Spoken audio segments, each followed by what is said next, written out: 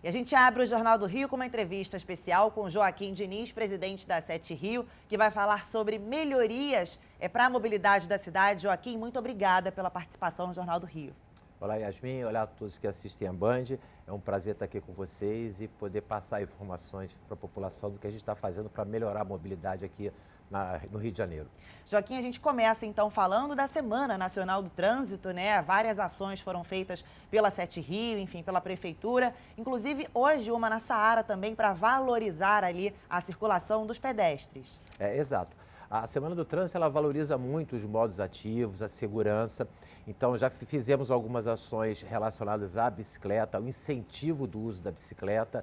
E finalizamos a Semana do Trânsito com uma intervenção na área do Saara, que é um grande centro comercial aqui da cidade do Rio de Janeiro, onde nós bloqueamos as vias aos veículos para que os pedestres tenham prioridade. Isso vai possibilitar a gente fazer alguns estudos e até desenvolver projetos para que no futuro a gente tenha calçadas mais adequadas, para que as pessoas se sintam mais confortáveis e com isso elas deixem um pouco mais o carro em casa e privilegiem esse modo que é ativo, que faz bem para a saúde, que polui menos e que diminui o trânsito na cidade. Falando em trânsito, né, Joaquim, a gente percebe aí um aumento, né, enfim, nos congestionamentos em algumas vias aqui do Rio de Janeiro. E que medidas a Sete Rio tem feito, né, ou pretende fazer para tentar desafogar, né, reduzir um pouco o impacto, enfim, para quem circula, precisa, né, do carro para trabalhar, alguma medida aí da Sete Rio? Então, durante o auge da pandemia, vamos dizer assim, no ano passado, nós chegamos a ter na cidade do Rio de Janeiro vias com mais de 50% da redução de fluxos, né? E o que a gente percebe é que isso está se retomando e está começando a se aproximar do que a gente chama de pré-pandemia, 2019. Nós temos uma plataforma de informações de tráfego, que a gente chama de PIT, que é um sistema que compila as informações de todos os equipamentos eletrônicos da cidade e com isso a gente avalia o volume de tráfego. Então a gente cada vez está mais próximo do que a gente tinha antes. O trânsito está aumentando de forma um pouco desigual na cidade, então algumas regiões ele está muito próximo, até superou pré-pandemia, eu diria que a Avenida Brasil, Linha Vermelha, já estão com o trânsito acima. Outras regiões, como por exemplo ali Copacabana, Ipanema, Leblon, ainda está um número menor. Algumas medidas que a gente aplica. A primeira coisa é mexer no tempo de sinal, alterar os tempos de sinal, né? O tempo de sinal, o tempo de verde, vermelho que você dá para cada aproximação é diretamente linkado à quantidade de veículos que passam. Então, conforme vai aumentando o volume de tráfego, a gente vai fazer essas alterações. Uma medida operacional importante é a questão das faixas reversíveis da cidade.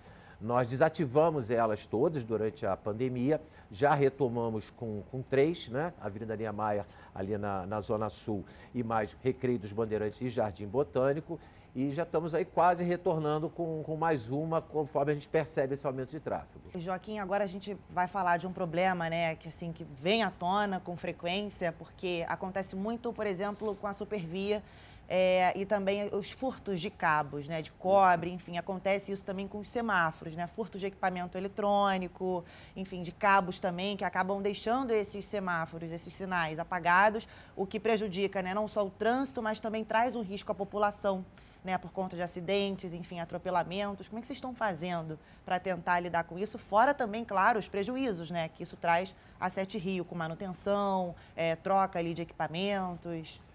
Esse eu diria que é o maior problema que a gente está enfrentando no momento.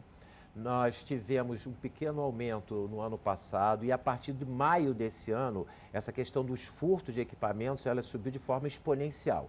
Então a gente tem furto do semáforo, dos tampões, dos controladores de equipamentos eletrônicos e de cabos.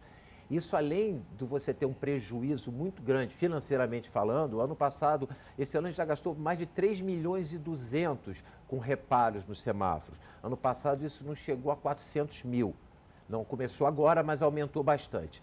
Além do prejuízo financeiro, e pior do que o prejuízo financeiro, ou de algum transtorno que cai no trânsito, é o risco que a gente coloca à população. É o risco que a gente coloca os motoristas e os ciclistas. A gente tem essa questão do furto concentrado em determinadas regiões.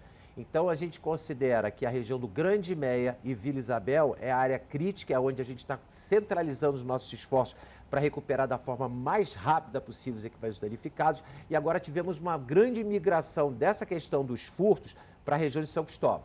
A gente está buscando sempre comunicação com a Polícia Civil, isso é uma questão de investigação para que se identifique o receptador, para que a gente trabalhe na causa, não na consequência. Trabalhando na consequência, a gente vai estar sempre reagindo. Então, a gente tem os prejuízos financeiros, tem os prejuízos para o trânsito, mas principalmente para a segurança das pessoas, que é inclusive uma das metas da 7i. Dentro do plano estratégico da Prefeitura, uma das nossas metas estratégicas é a redução dos acidentes com vítimas.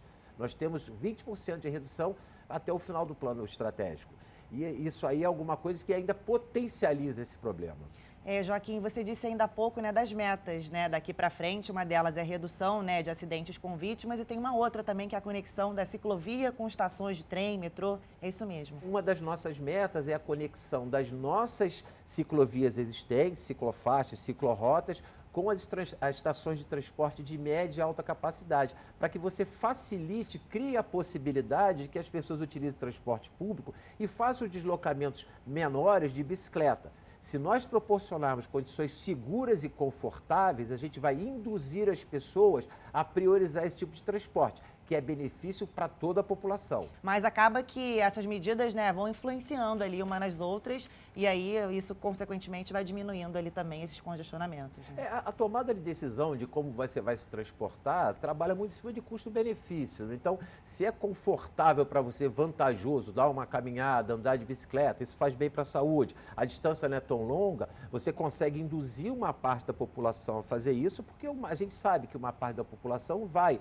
de alguma forma, depender do transporte ou depender do transporte individual, mas quanto menos pessoas estiverem nessa situação, melhor será para a saúde da cidade, melhor será para o clima e melhor será para a questão do congestionamento também.